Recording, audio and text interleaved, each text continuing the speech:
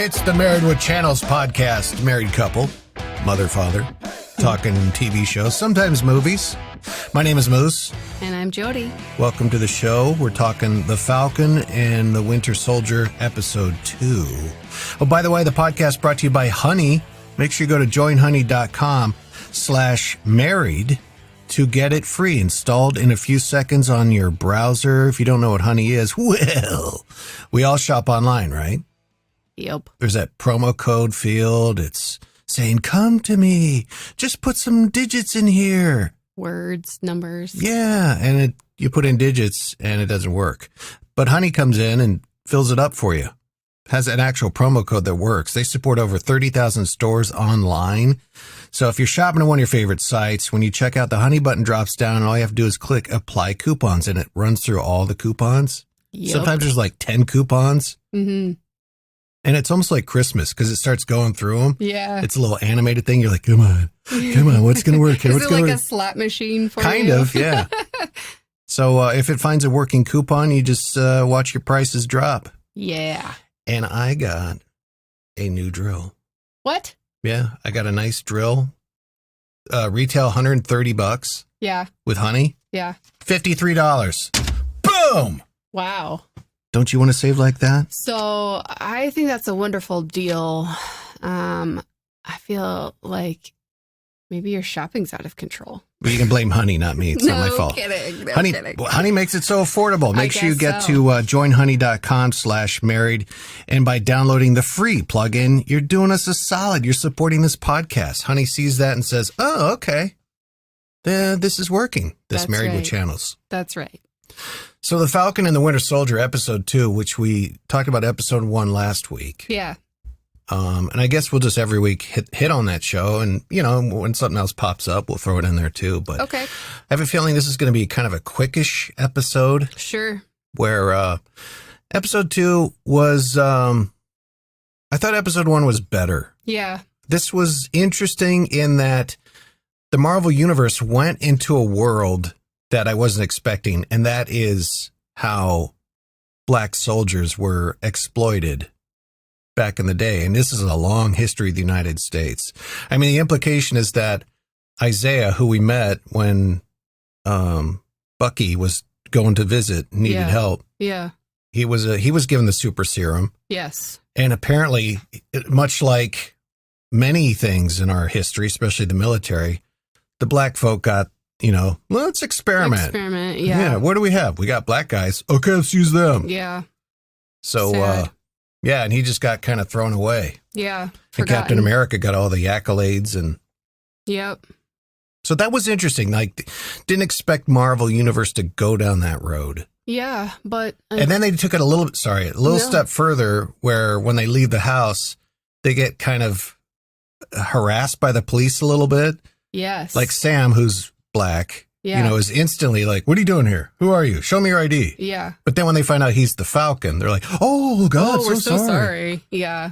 Yeah, that was a little... that was interesting. Interesting. I didn't like, though, how, like, they ran the other guy. Like, they recognized them. They're like, oh, we're so sorry. Sorry to bother you. But then they went ahead and ran his name anyway and found out he has warrants. So... Oh. Yeah, and I know you brought that up while we were watching it. And I just wrote it off as like one of the other cops is like, hey, I think there's a warrant for this guy. And then the other guy's like, well, let me check. Oh, yep. I don't know. I mean, it seemed like they were going to let him off the hook, but then they didn't. So I don't know. That was confusing to me. I was like, wait, what? What just happened there? You know what I noticed about this episode that shined a big light for me is Bucky and Sam have zero chemistry. Yeah, they seem to not get along very well. And then they have that funny kind of therapy session. Yeah. Joint therapy together. But you can not get along and still, as a cast, have chemistry. Sure.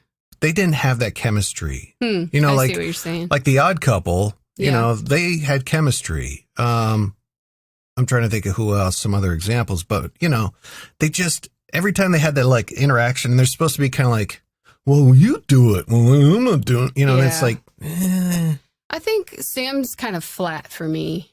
I've seen him in other things too. Gossip Girl. He was in Gossip Girl back Was he in really? the day. Yeah, I was like, I know him from somewhere. Where do I know him from? Turns out, yeah, it was Gossip Girl a long time ago. But I don't know. This character, it's just so flat. I think it's kind of like an onion. You got to peel off the layers, but I feel like it's taking a slow journey to get there and to reveal some of those layers, you know? Agreed. I think Sam is he's flat. I think Bucky's kind of flat. Yeah. But if I think back to Sam in all the other Avengers movies, Marvel movies, whatever, Yeah. I don't recall him being very like personal, like big giant personality. Not that he's supposed to, Yeah, but I'm not even looking for that. I'm just looking for something other than kind of flat. I'm looking for something here, people. Yeah. The other thing I didn't understand is Sam and Bucky Avengers? They are still Avengers, right? Yes. So, Now Sam is, I think Bucky is. Okay. So one thing that's confusing me, and maybe it will get smoothed out with further episodes, but I get it. They're against the new Captain America. What's his name? John Walker. I get it. They're against John Walker, but as an Avenger, aren't you supposed to be working for the greater good and towards the same thing? Like, Well, they are. they're just like so opposed to him though, and doing anything he wants to do or suggests or says. Yeah. So it just didn't make sense to me a little bit. Like, aren't you an Avenger? Aren't you supposed to do these things? You know? Yeah, no, I know what you're saying. Yeah. It seems like they're reluctantly working with Captain America. Like at the end, they kind of went their separate ways. Yeah.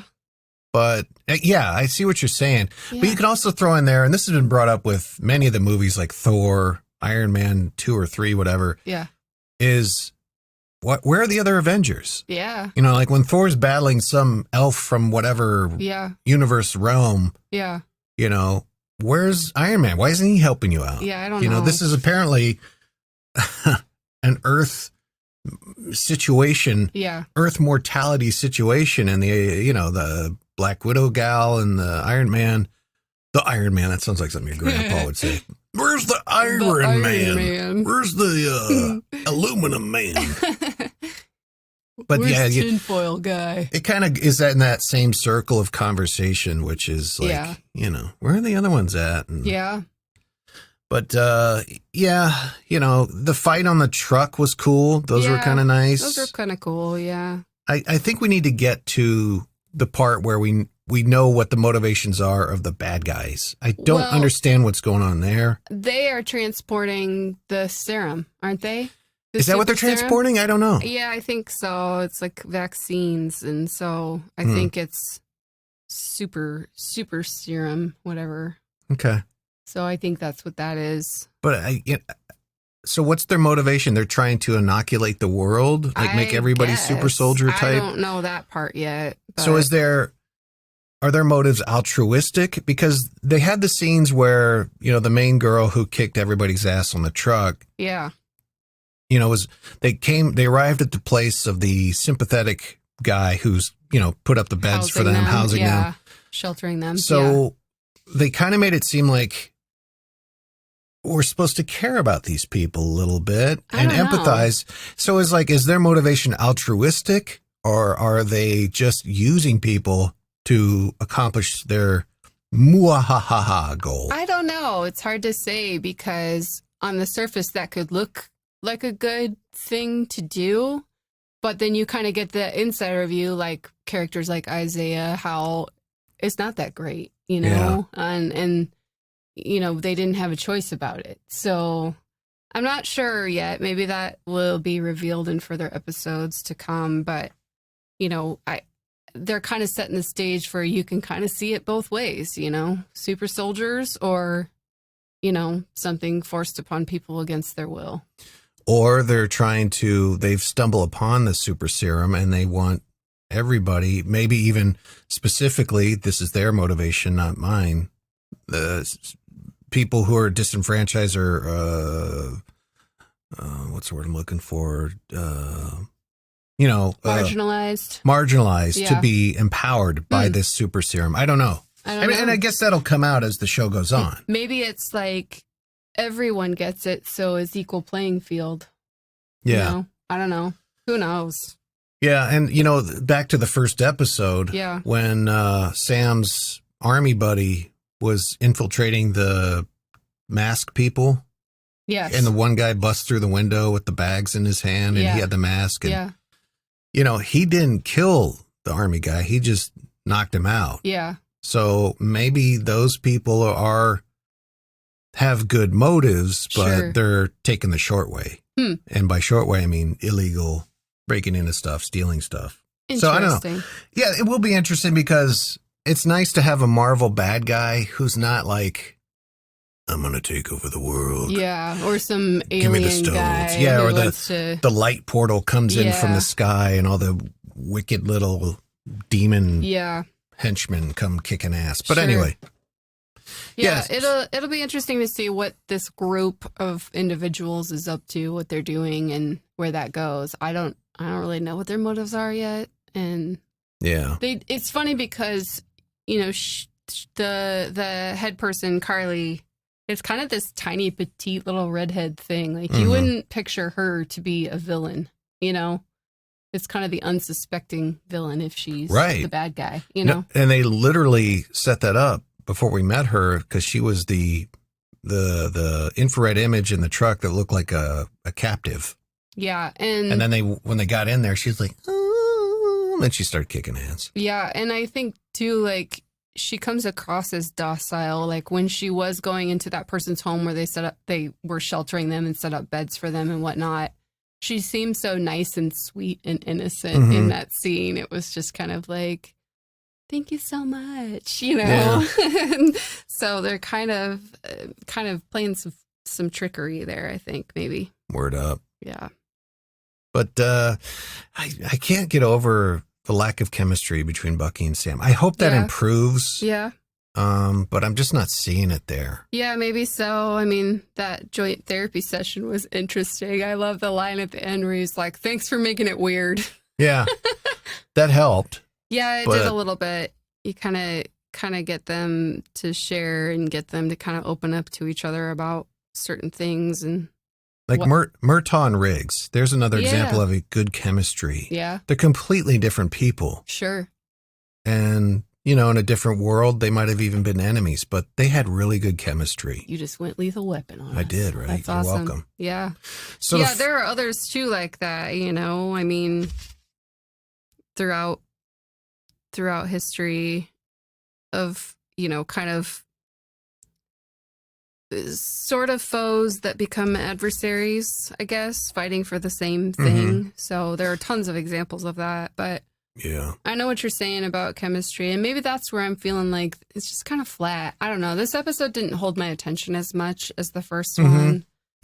I hope it keeps improving, because if it kind of stays like this and with kind of the pacing and kind of that slow process to unpeel the onion layers, I'm going to get bored with it.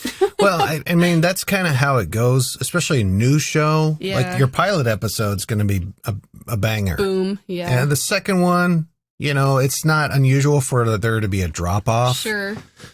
It can only get better. I don't know. I feel like shows for me have to be consistent and bring it almost every time. Oh, yes, Your Majesty. I know. I demand perfection. No, I do not. It needs to captivate my attention. Otherwise, I get bored and start playing games on my phone or something. Can we real quick talk about Captain America? Yeah. Where we left it after the first episode is everybody hates him. Yeah. And everybody, I mean, social media. Yeah. And I said that you're supposed to hate him. Yeah. You're supposed to not like him. Yes. What do you think now after like a full episode of him? They started the episode with kind of some background, some character work on John Walker. Yeah. I think they're the character is trying. He's trying, you know. He's trying to get them to fall in line and do what he says. But I think he has the wrong tactic and approach to it. These are veterans and you're the new guy, and it's not that they shouldn't listen to leadership, but, you know, it almost seems like he's kind of floundering, like he doesn't know what he's doing, you know? They're kind of making it seem that way a little bit. I don't know, he held his own on the truck fight. Yeah, there was that. Like he threw the shield out for his buddy to land on. Right. But I'm talking about like the steps after that to get them to try and find these people, try to do something about the situation. And I don't know, it just seems like he's just kind of floundering. I don't know. Yeah. Kind of fumbling that a little bit because he can't get them to comply and, you know. It seems like the show's creators are trying to balance the line for the new Captain America, John Walker, between, hey, he's actually good, and also he's kind of annoying, and he's not the real Cap, blah, blah, blah, blah. Yeah. And I think they're doing a good job of that so far. Granted, it's only one episode, but, you know, we're starting to feel for him a little bit. We got a little bit of his story. Yeah. He's shown that he can hold his own in a fight. Yeah. I don't think he's like a leader per se. Yeah. Even though he kind of checks all the boxes. I think too, like, you know, at the end he was like, fine, you don't have to join me, but you need to stay out of my way. It's like, ooh, what trouble is that going to bring? You know, like, is that kind of foreshadowing, like, he's going to muck it all up because he's going to do it his way or what he wants to do. And, yeah, you know, how is that going to play out going forward? Is it going to constantly be conflict there between Captain America, John Walker, and Bucky and Sam? So I don't know. We shall see. We shall. Any other thoughts on episode 2, The Falcon and the Winter Soldier? No. All right. Let's put this baby to bed. All right. We'll be back next week with a look at episode 3 and maybe something else. Yeah. There's a couple things that are on the radar. We watched another old movie, so maybe we'll talk about that. Until next time, this is the Married with Channels podcast. Make sure you give us a good review. Yep. Subscribe. Yep. Smash that subscribe button on your podcast app, whatever. And go to joinhoney.com/married and get that free plugin. That will help us. Share, tell your friends. And all that stuff. Until next time, my name is Moose. And I'm Jody. We'll see you later. Bye.